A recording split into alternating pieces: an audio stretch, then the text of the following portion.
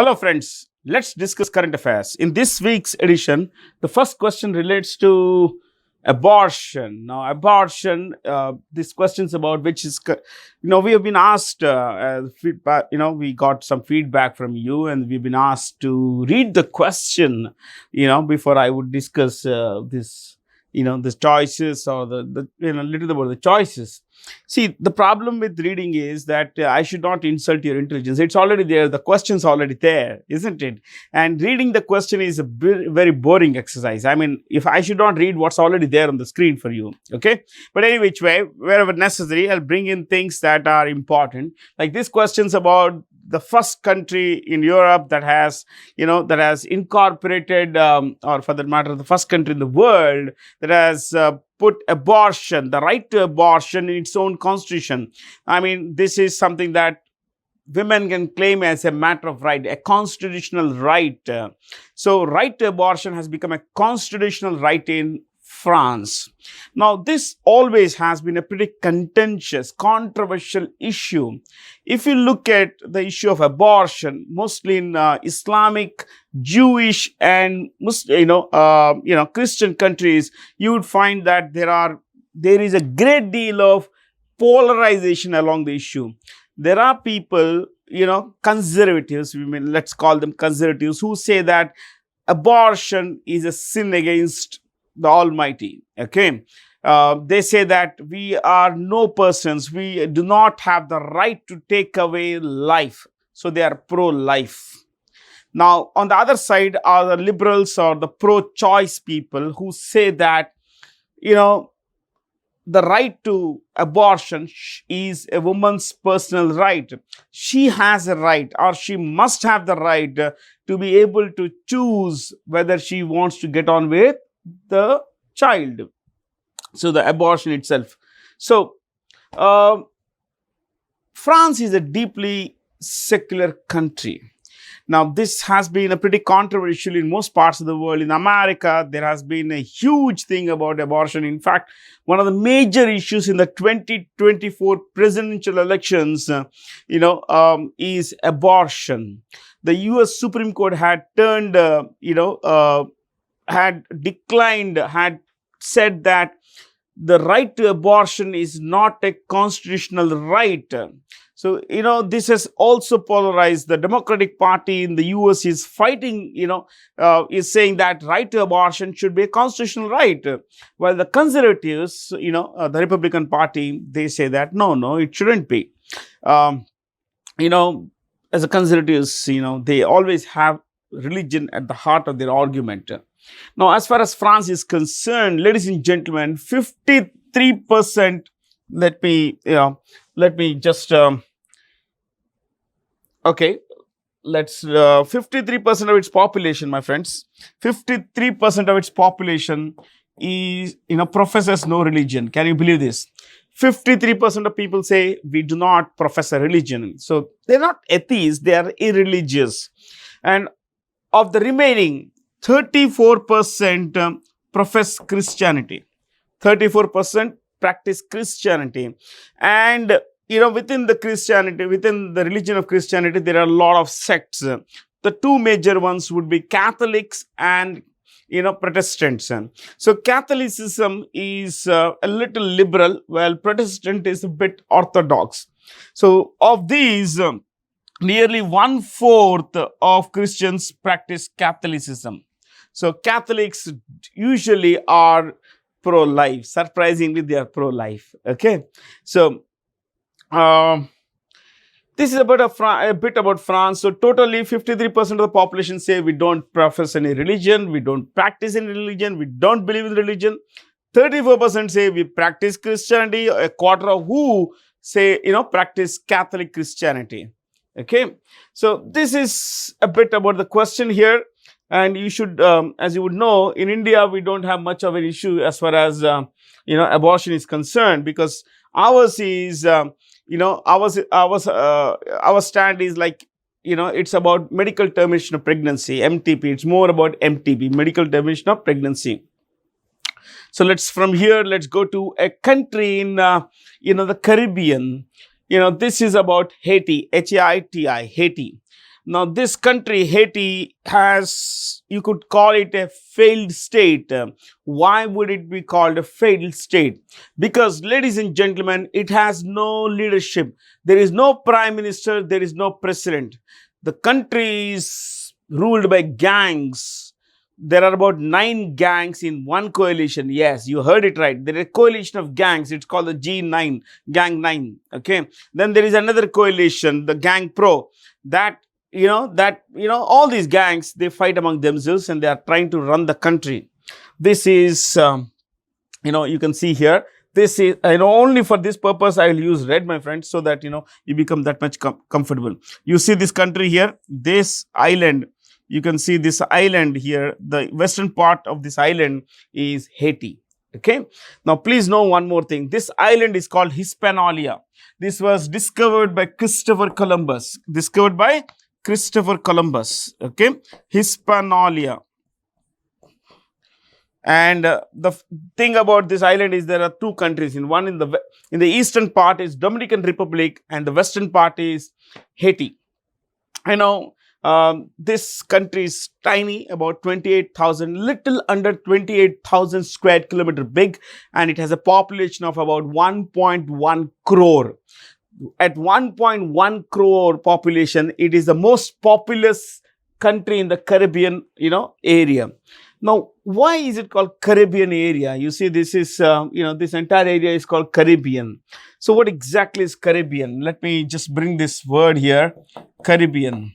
See, Carib is an ethnicity of the people here. The people who live here, Carib, C-A-R-I-B. Okay, let me just use maybe white here.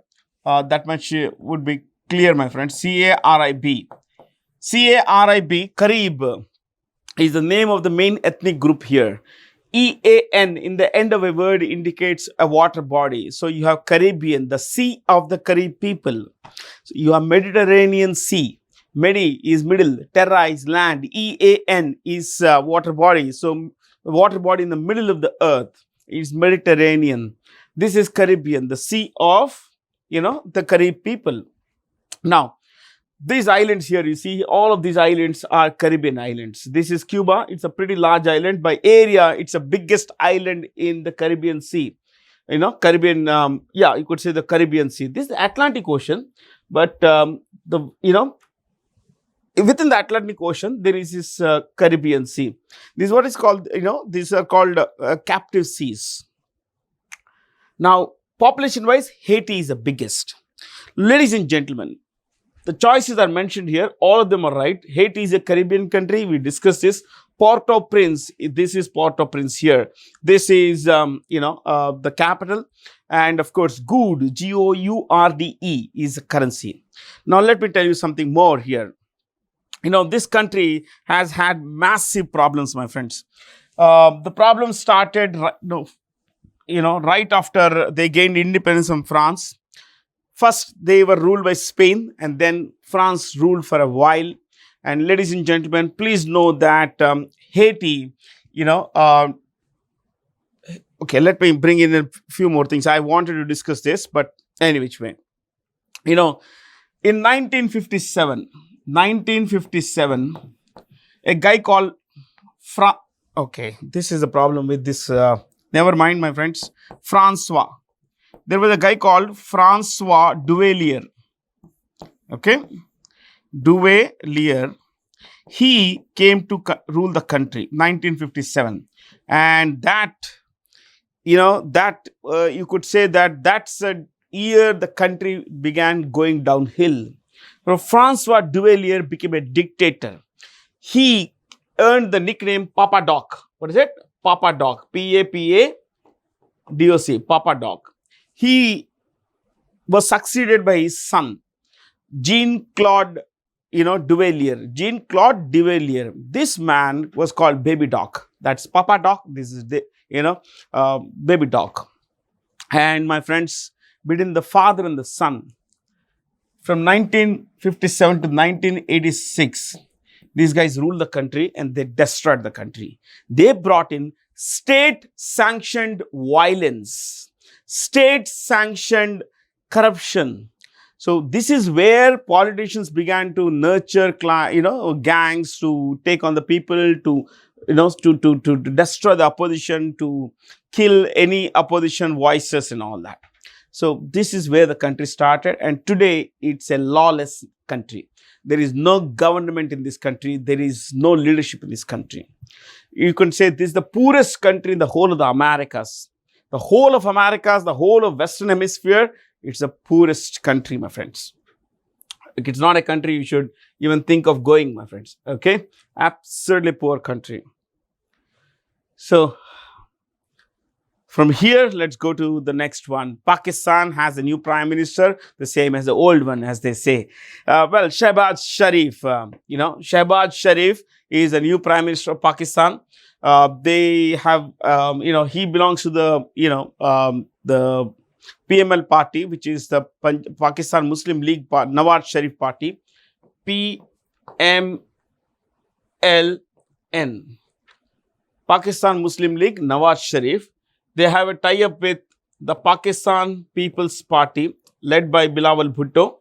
So they have a partnership now. They have a coalition. So they have been sanctioned. They have been backed by the Pakistani army, which is the most powerful player in Pakistan. See, Pakistan is the only country in the world where the state exists. The country exists with the army. Where normally countries have armies, here Pakistan army has a country to run the show. Okay. So, Shehbaz Sharif, it is believed that he will be there for about 2.5 to 3 years. Then the guy from PPP will take over and become the country's prime minister. This is Pakistan, my friends. Okay. This is a pretty large country, and to make it easy, remember the country's area is 9.7 lakh square kilometers. Okay. 7 lakh square kilometers. So, in a lot of sources, you will find the area to be 8.83. 8.83. This is wrong. Why? Because this area includes Pakistan occupied Kashmir, which is ours. It includes Pakistan occupied Ladakh, which is ours. So we will remove all that and we'll give the definite area of Pakistan. This is the definite area of Pakistan, 7.96 lakh square kilometers. Okay. Balochistan, Sindh, Punjab, and of course, Khyber Pakhtunkhwa, this region here. This area is also called Terrorism Central. You have Mumbai Central, you have Chennai Central. This is Terrorism Central. While our places like Mumbai Central and, Chennai Central are railway stations and, of course, hubs of activity, this is Terrorism Central. This is a global hub of terrorist, groups. Jaish-e-Mohammed, Lashkar-e-Taiba, the Pakistan Taliban, which is officially called the Tehreek-e-Taliban Pakistan, all have bases here. Okay. So, that's a bit about Pakistan, and also that this boundary line between Pakistan and Afghanistan is called the Durand line. What is it called? Durand line. The boundary line between Pakistan and Afghanistan is called Durand line. Fair? I guess that should have been. So from here, let's go to something more, my friends. Okay, why don't we look at these choices here? Indonesia, the president is a guy called Joko Widodo. The world's most populous Muslim country has a president called Joko Widodo. White on white is terrible choice, but then it's just, there. Malaysia has a prime minister named Anwar Ibrahim. Bangladesh, Sheikh Hasina Wajed. Maldives, you all know Mohammed Muizu.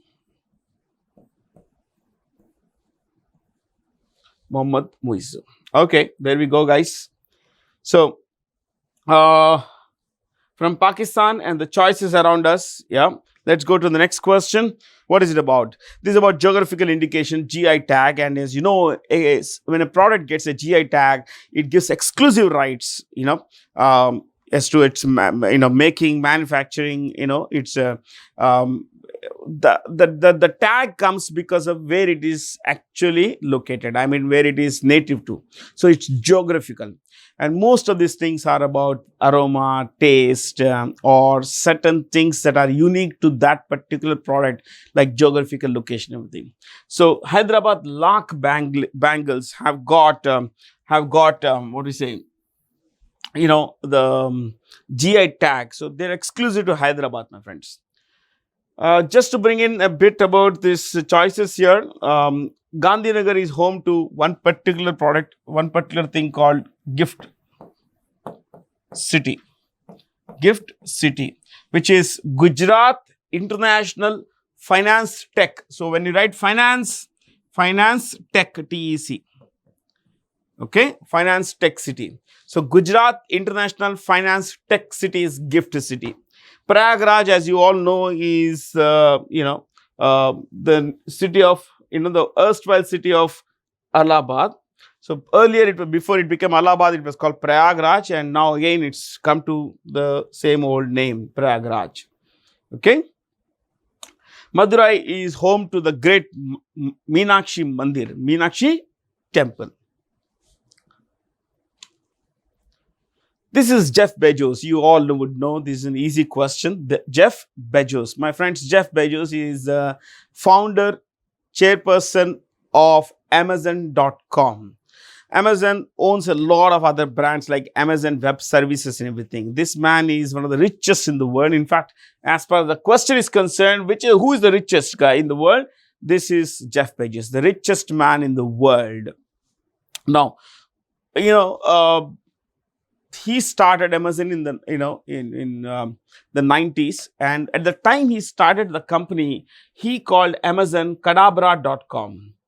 Cadabra.com. That is the name of the company. Abracadabra, Cadabra. That's how, Cadabra.com. But then again, he changed the name to Amazon because he wanted to signify the sheer volume of goods and services or other goods that the company sells. The Amazon, as you know, the river Amazon is the most voluminous in the world.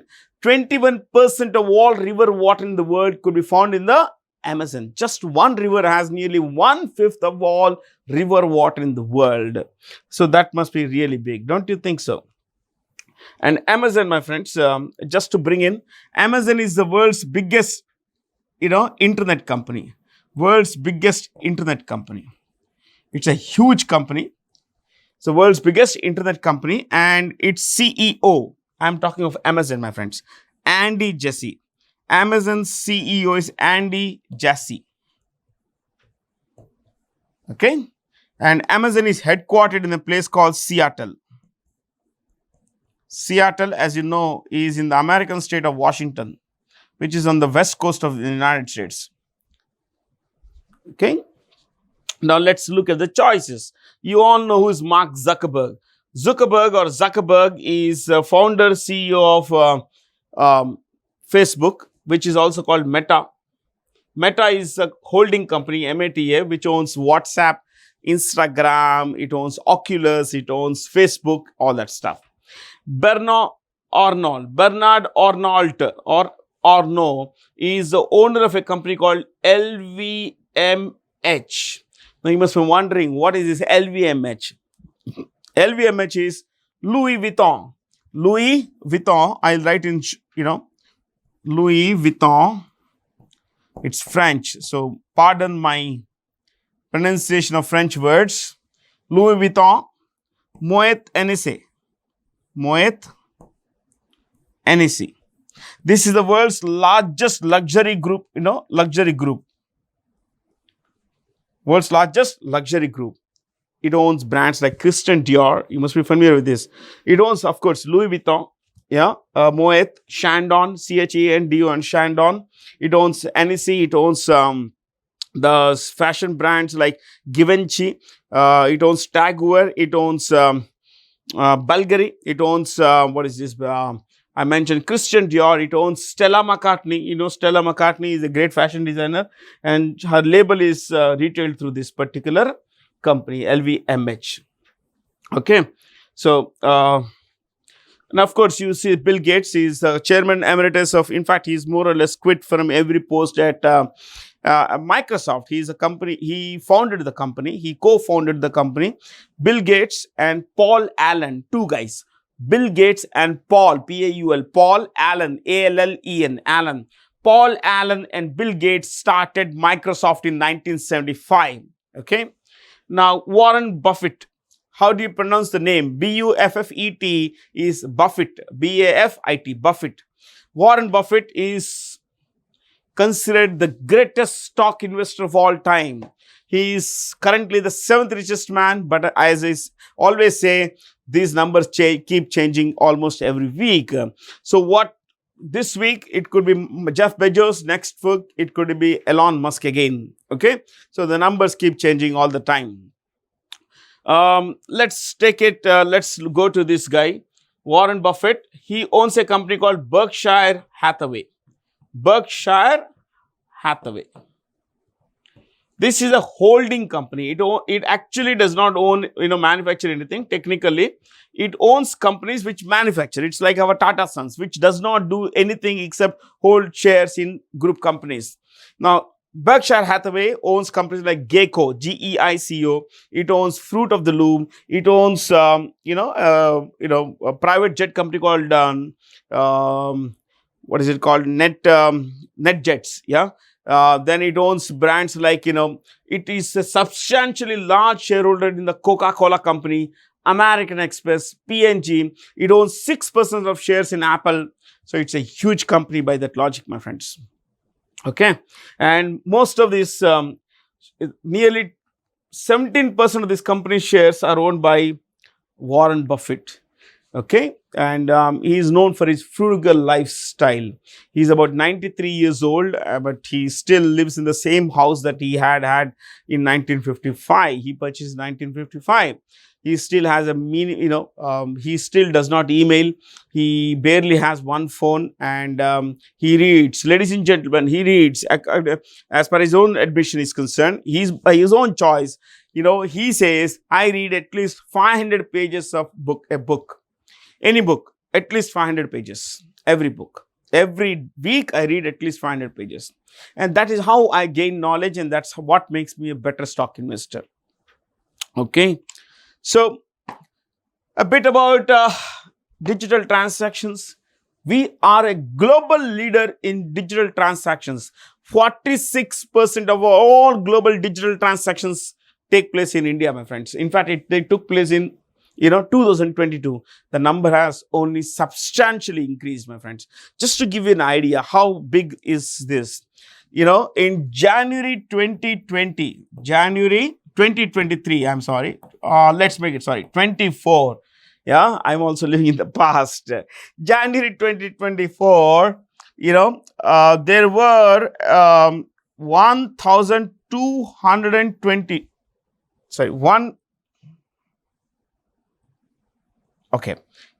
transactions, over 1,200 digital 1,200 crore transactions in just 1 year, 1 month. And you should know that the value of these transactions was 18.41 crore, 18.41 lakh crore rupees. So we, ladies and gentlemen, actually are leagues ahead of any other country in the world.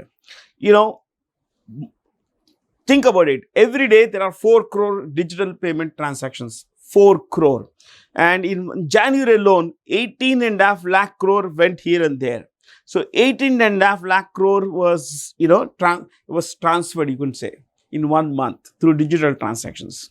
So that's a huge number, my friends. That's a huge number. So let me clear this. And you will find that, I think it's a bit stuck. So never mind. These are all just technology. And so technology goes all the way, up and down is a normal thing. So this is a question about what do you say, a microfinance. I think it's a microfinance company, Advent International Multiples Private Equity. This has announced a this company has announced a $230 million investment in Swatantra Microfinance, which is a company owned by Anandi Birla. Anandi Birla is, I think, she's the daughter of Kumar Mangalam Birla. And ladies and gentlemen, all these are science, children of billionaires. You look at Roshni Nadar, she's the chairperson of HCL Group. Please know that. She is the chairperson of HCL Group. Okay? HCL. So, she is the chairperson of HCL's group. Isha Ambani heads Reliance Retail. Reliance Retail. Manisha Mittal is a director on the board of directors of ArcelorMittal. ArcelorMittal is the world's largest steel company. World's largest steel company. She is a director. Ashni Biani, she is the daughter of the former retail king of India, Kishore Biani. She also heads a retail company. So, and by the way, this Kishore Biani is a guy who owned Food Bazaar, which is a Future Group company. Future Group was started by Kishore Biani, Ashni Biani's father. He was called the retail king of India. Unfortunately, COVID happened. He had taken a lot of debt. Businesses went down because of COVID, lockdown and everything. The debt had to be paid back. Service interest had to be paid back. And interest had to be paid. No money, went down. Sold to Reliance Industries. So today, Future Group is more or less owned by Reliance Industries. Okay. So what about this amalgamation between two small finance banks which can do all the things except lend, basically? Okay. So two small finance banks, AU Small Finance Bank and FinCare Small Finance Bank have come together. They have merged, and this is a massive merger, almost about a $530 million. That's about 4,500 crore company. Okay, and this has come about because of a certain sections in the Banking Regulation Act. The section is 44A. 44A. So this entire exercise was carried out by the RBI, where they merged two small finance banks, FinCare and AU. This was sanctioned by the RBI under section 44A of the Banking Regulation Act. Just to give you an idea, AU Small Finance Bank, I believe, is India's largest small finance bank. India's largest small finance bank. It's headed by Sanjay Agarwal. Sanjay Agarwal heads AU Small Finance Bank. Okay? AU Small Finance Bank. What about the choice here? What about the other one? FinCare. FinCare is, the CEO of FinCare is Rajesh Yadav. Rajesh Yadav. The new company, we as of today do not know who will head what division, everything, or who of these will become the chairperson or the CEO and all that. So let's wait for some more time and we'll get clarity.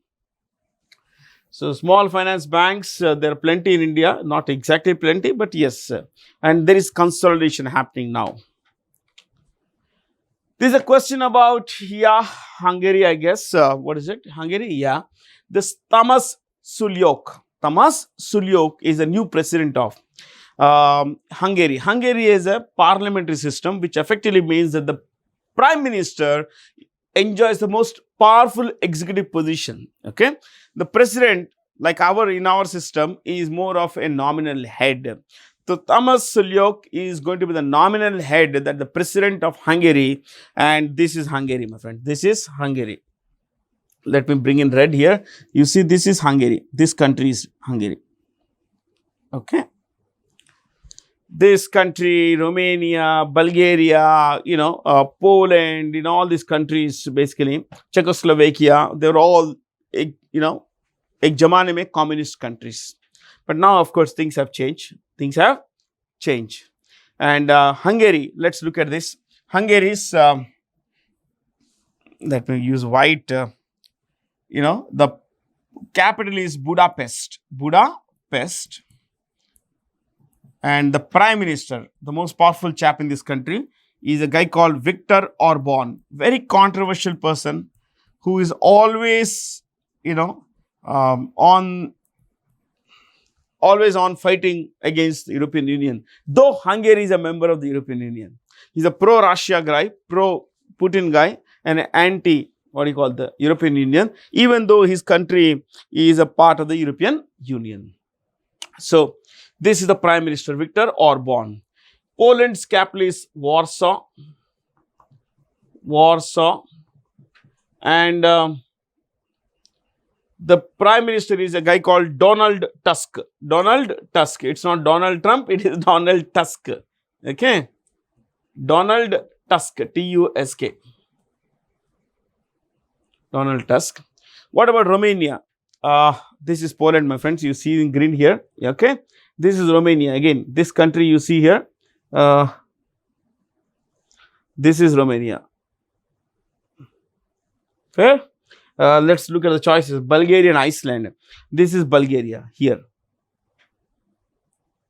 Yeah. Okay. Let's look at the choices. As I mentioned, Romania. Romania's capital is Bucharest.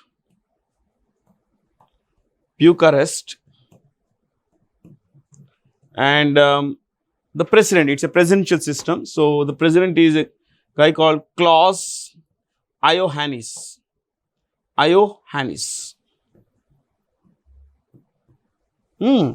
Bulgaria. Bulgaria's capital is Sofia. S-O-F-I-A, Sofia. And the Prime Minister here, it's a parliamentary system. So Nikolai Denkov, D-E-N-K-O-V. Fair? Iceland, it's not there in the map, of course. It's actually, it would be here if, this is where Iceland would be. But any which way, it's not there. But since it's a choice, I'll give you the name of the whatever we have been discussing. The capital of this country is Reykjavik, R-E-Y-K-J-V-I-K. Okay. And the Prime Minister is Katrin Jakobsdottir.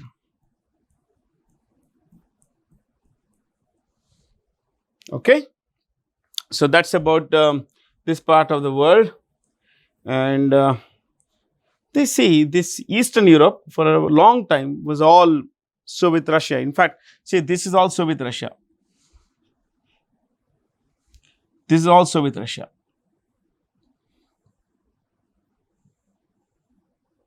This was Soviet Russia, my friends. So big was Soviet Russia. Moldova was a part of it. So this was all Soviet Russia. It collapsed. The Soviet Union collapsed in 1991. And all these countries that there were 15 states there, all these 15 states became 15 independent countries. Okay. So I guess that pretty much tells you that as Vladimir Putin says, the destruction, the disintegration of the Soviet Union is the greatest tragedy of the 20th century. That's what he says, and he intends to rebuild the Soviet Empire. So, ladies and gentlemen, this is, we have the choices here. We have Paris Olympic Games, and our men's and women's teams in table tennis have qualified for the Paris Olympic Games. The Paris Summer Olympic Games will be held from 26th July. So it is going, they'll start in 26th July and end on 11th August. Okay. This is the logo of the Paris, Summer Olympic Games. And see, just to give you an idea, these games have a motto. All games have motto. Games wide open is the motto. Games wide open. Okay? Yeah. One more thing. While the 2024 Olympic Games will be held in, the Summer Olympic Games will be held in Paris, 2028 in Los Angeles. So 2028 in America, Los Angeles, and 32 will be held in the Australian city of Brisbane. Those of you who watch cricket, you would know Brisbane. Brisbane. Okay. So these are Summer Olympic Games. Let's go from here to the next one, ladies and gentlemen. I think we have some more. In partnership with which bank has Flipkart started its own Unified Payments Service System? UPI is Unified Payments Interface. So, Axis Bank. Just to give you some dope on Flipkart. Flipkart is owned by Walmart. It's owned by Walmart, the world's largest retail company. Yes, the world's largest company. In fact, it's on planet Earth. It's the world's largest company. So, let's go a little further on this. Flipkart was started by two brothers. Okay? No, I'm so sorry. Not two brothers, two friends. But both had, Sachin, both had this similar, the same son. Sachin and Binni. Friends they were, and both were Bansals. Sachin Bansal, B-A-N-S-A-L. There's always that, that part of the world is a little dark. Sachin Bansal and Binny Bansal. Okay. So, what about Axis Bank CEO? Axis Bank CEO is Amitabh Chaudhary. Amitabh Chaudhary. And coming to HDFC Bank, Sashidhar Jagdishan runs the show. Let's look at the CEOs. Axis Bank, Amitabh Chaudhary. To repeat, Axis Bank, Amitabh Chaudhary. HDFC Bank, Sashidhar Jagdishan. ICICI Bank, Sandeep Bakshi. Yes Bank, Prashant Kumar. IndusInd Bank, Sumant Katpalia. Sumant Katpalia. Let me write. Sumant Katpalia. Yeah. Okay. So, Sandeep Bakshi at ICICI, Amitabh Chaudhary at Axis Bank, Sashidhar Jagdishan at HDFC Bank, and Prashant Kumar at Yes Bank. Name the new scheme launched by the Government of India's Ministry of Defence, to fund R&D, R&D startups for the armed forces. I mean, they launched Aditi. What is Aditi? Acing Development. Acing Development in innovative technologies. Innovative technologies with IDEX. Okay, let's put it this way. IDEX with IDEX. So, Aditi. Okay, Acing Development Innovative Technologies with IDEX. Under this scheme, each defense startup would be given 25 crore rupees. 25 crore rupees fund would be given by the government by the Ministry of Defence to each of these defense startups to promote their R&D, research and development, so that their work could be useful in building weapon systems, arms, ammunition, everything for our armed forces. That's the idea, my friends. With which PSU has the Ministry of Defence signed an MOU. When you have this, you should always have an MOU, a memorandum of understanding. But when you write in short, it's an MOU, which is Memorandum of Understanding for the indigenous development of advanced fueling and control systems for engines. I mean, this is heavy duty stuff. That's what it is, yes. And all of them. In the past, BEML had a full name. Now it does not have. In the past, it was Bharat Earth Movers Limited. Bharat Earth Movers Limited. Now there is no full name. Okay. What about BEL? Bharat Electronics Limited. Midhani, Mishra Dhatu. Mishra Dhatu Nigam Limited. Nigam Limited. Mishra Dhatu Nigam Limited. Okay. So that's Midhani. Please understand that all of them have come together to to develop this particular technologies with the help of our armed forces. In the previous question, we mentioned there was a mention of Rajnath Singh, who is the Minister of Defense of Ministry of Defense. So I guess that's about it. Not much to discuss here. Let's go past this. Which nation has partnered with India? This is in a bilateral exercise. Exercise Samudra Lakshmana. Yeah, Laksamana. So Samudra Lakshmana is with Malaysia. And we in the past had looked at Malaysia, how it split it into a peninsular Malaysia and a portion of an island, the northern portion of an island. So Malaysia, we mentioned this a while ago, so who is the Prime Minister and everything. But just for this question, we look at only the capitals. Malaysia has two capitals. Putrajaya is one capital. The other is Kuala Lumpur. Kuala Lumpur. Okay, PUR, Kuala Lumpur. Indonesia's capital is Jakarta.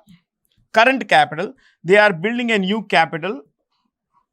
Okay, the new capital is called Nusantara. Nusantara. Fair? Nusantara, T-A-R-A. Yeah, the way it went cursive. Maldives, as you know, is Male, M-A-L-E.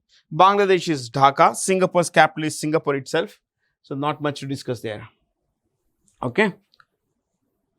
Now, as far as the military exercises are concerned, with Maldives, we in the past have had one exercise.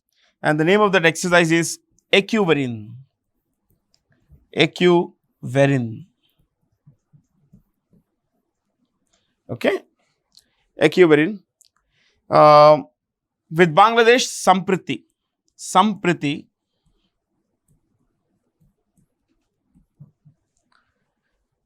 With Indonesia, Samudra Shakti. And with Singapore, Singapore-India Maritime Bilateral Exercise, SIMBEX. Singapore-India Singapore-India Maritime Bilateral Exercise, SIMBEX. With Maldives, Ecuverin. With Bangladesh, Sampriti. Okay, I guess that again tells you a little about, exercises, military exercises. Yeah, we have a new tunnel. I mean, a world-class tunnel. This is Sela Tunnel, the world's longest bi-lane tunnel. It is about 10.8 kilometer long. 10.8 kilometer long. This is going to provide all-weather access between Tawang, which is in Arunachal Pradesh, and Guwahati in Assam. Okay, so this has been built at a cost of about 825 crore. And please know that the foundation was laid in 2019 and today it is ready. We are working pretty fast as far as strategic defense and, strategic and defense infrastructure is concerned. It's a good thing, my friends. Okay. So this is the world's longest twin lane tunnel, bi-lane tunnel. And this is how long? About 10.8, sorry. I'm so sorry. This is 12 kilometer long. Yeah, because I think I got this number mixed up with the Calcutta Metro. This is 12.8 kilometer long. Fair? So, who is the Chief Minister of Arunachal Pradesh? Pema Khandu. Pema Khandu. Khandu. DU is missing there. Pema Khandu. Okay. So, Pema Khandu. Sikkim. Prem Singh Gole. Prem Singh Gole. Jammu and Kashmir Lieutenant Governor is Manoj Sinha. Manoj Sinha. Himachal Pradesh. Sukhvinder Sukhu. Sukhvinder Sukhu.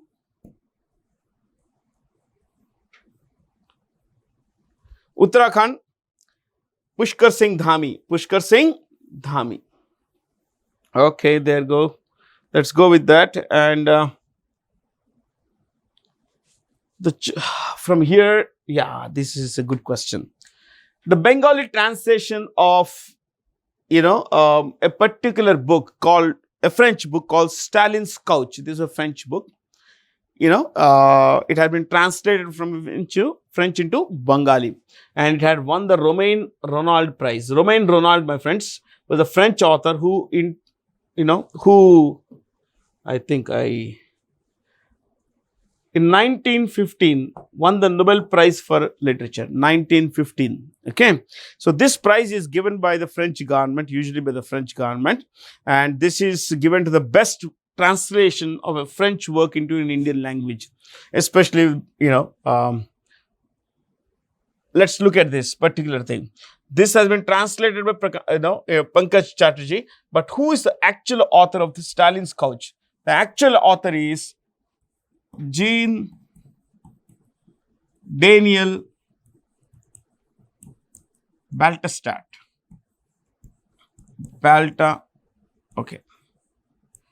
Baltastat. This is the original author of, Stalin's Couch. Jean Daniel Baltastat. Fair? I guess that's about it. Reading is a joy, my friends. I will always suggest that you read, because reading brings you in touch with the thoughts of great men and women. Okay, so see, you don't have to be an expert, but when you read, you become familiar with things, and that is important, my friends. That is very important. Okay. By the way, who's Stalin here? Joseph Stalin, because Romain Ronald was a great admirer of Joseph Stalin. Joseph Stalin ruled, the Soviet Union, the USSR, between 1923 and 1953. In those 30 years, that is between till 53, he ruled the country with an iron fist and is said to have killed around 1.5 crore people. Some other day I'll tell you his story. Okay. So, which university has become the champion, the overall champion of CGL India University Games? And that is Chandigarh University. They got 32 gold medals. 32 gold medals for a total of 72 medals. 72 was the total, my friends. So, 71 medals, 32 gold medals. Yeah. So, that's a pretty good job. They got more golds than silver and bronze, my friends. And the number 2 place was taken by Lovely, and third was taken by Guru Nanak Dev University. So, this that started in Assam. See, these CGL India University Games started in Assam, but they were held across the northeast. The opening and the closing ceremonies were held in Assam, Guwahati, but otherwise, most of the, a lot of the events took place in other parts of the, northeastern region. National Security Day is also called the Rashtriya Suraksha Divas, and it's celebrated on March 4th. March 4th. This is meant as our tribute to our security forces who have gone out of the way, who have displayed exceptional dedication and determination in the face of, immense difficulties. Now, if you look at the, some important days in March, not just this would be easy to know. On March 22nd, this is the kind of a question that they ask in exams. March 22nd, this is World Water Day. World Water Day. World Water Day. Okay. Then March, let's put it 15. March 15. March 15 would be World Consumer Rights Day. Let me repeat. World Consumer Rights Day, March 15th. Okay. March 14th would be World Pi Day. It's simply called Pi Day. March 14th, Pi Day. Yeah. So, plenty to learn, my friends. It's always there. I mean, there is no dearth, there is no end to learning, but we'll have to put in a lot of effort to keep learning, my friends. So, India's first underwater metro, where is this being, where was this inaugurated? Of course, so we have metros, underground metros in a pretty few cities, and of course, Calcutta is the place where we have had the longest, the oldest metro in India. The Calcutta's metro started in 1984. 1984. So, in fact, this is a railway zone also, a separate railway zone. Calcutta metro started in 1984, India's oldest metro system, and now they have an underwater, metro connecting Howrah with, this is Howrah, this is Calcutta. This is just the Hooghly River, my friends. It's a Hooghly River in between, and this entire stretch where it connects two stations, is 10.8 kilometer. So, I'm not just talking of the river stretch, my friends. It's the entire stretch. River is not that long. Okay. So, Howrah to Calcutta underwater tunnel is officially named East-West Metro Tunnel. East-West Metro Tunnel. That's the official name, my friends. And this is 10.8 kilometer long. This entire route is 10.8 kilometer long. Okay. Just remember that Calcutta Metro started in 1984. A very seminal year in India because Prime Minister Indira Gandhi was also killed that year. Okay. Okay, this is an interesting question. The World Bank's report, 2024 report on women, business and law index came out recently, and I went through the report and I was quite surprised to know that global gender gap has been expanding, especially in workplaces. Gender gap is rising, is actually expanding at a frenetic pace, my friends, at an extraordinary pace. And it's actually today the widest than it has been at any point since the compilation started in the last at least say 30 years. And India's rank is 113. 190 countries were ranked. 190 countries were ranked, and that's there in the question itself. India's rank is 113.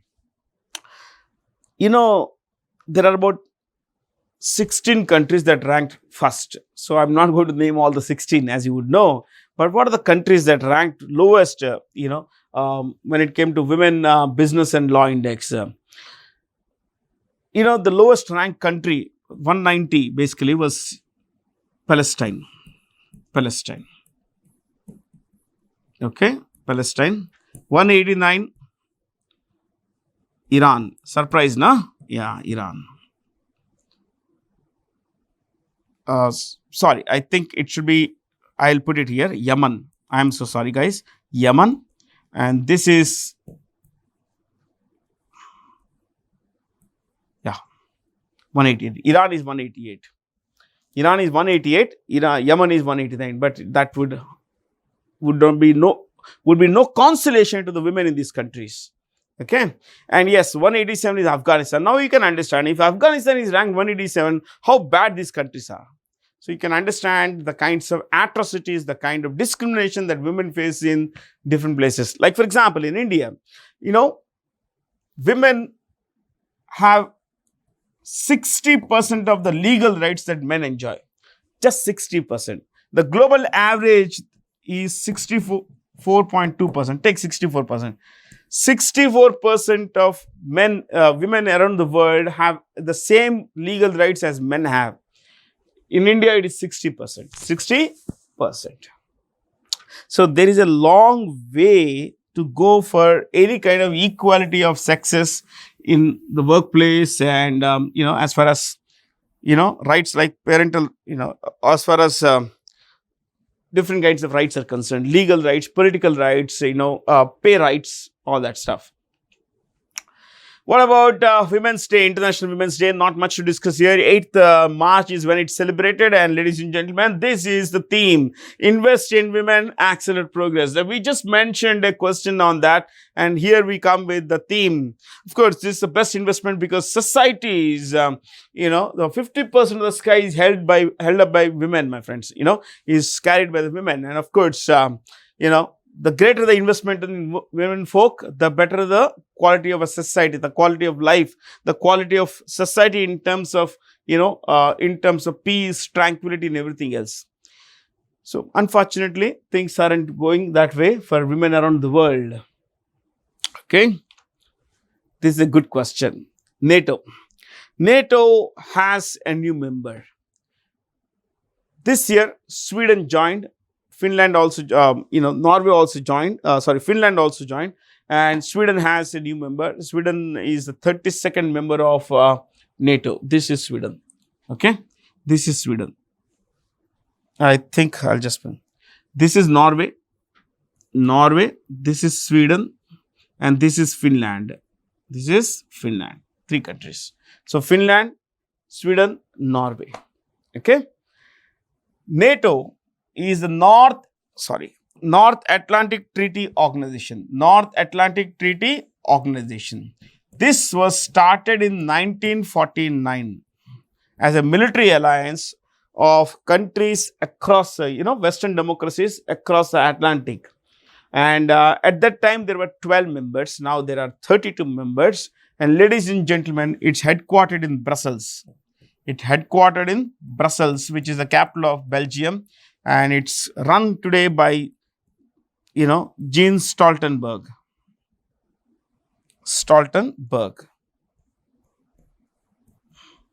He is from Norway.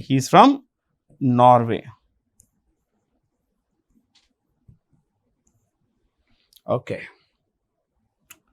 Not Gene. Okay, let's put it this way. In not everywhere it's written like this. It is Jens Stoltenberg. So NATO has 32 members today, my friends.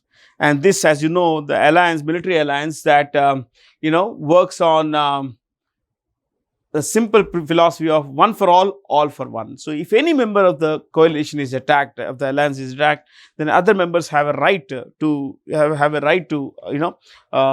have a duty to protect it. So let's get on with this, and let's come to another question. Yeah. So the global, yes, there is this entire, campaign now, a new campaign that has started towards eliminating cervical cancer. And this is a very, very dangerous thing for women, my friends. So this could impact, cervical cancer is a thing that could impact, a woman irrespective of age and everything. Now, especially younger children, could be vaccinated. And these 3 bodies have come together to pool funds and carry out campaigns to protect children, vaccinate them and everything. Now, you should know that cervical cancer is caused by HPV. HPV is human papilloma. H is for human papilloma. I'm sorry. Yeah, papilloma. PAPILLO. Papilloma virus, human papilloma virus, and this is a pretty dangerous thing, my friend. Yeah, it could lead to vaginal, normally it is diagnosed through vaginal bleeding, painful sexual intercourse. Sometimes this could be there and there could be no symptoms. Okay, but vaccination is the best thing that could happen to our children. UNICEF, United Nations Children's Fund. United Nations Children's Fund is headed by Catherine Russell, who's an American executive. UNICEF is headquartered in New York City. Okay, and World Bank, as you know, is headquartered in Washington DC, and World Bank is headed by Ajay Banga.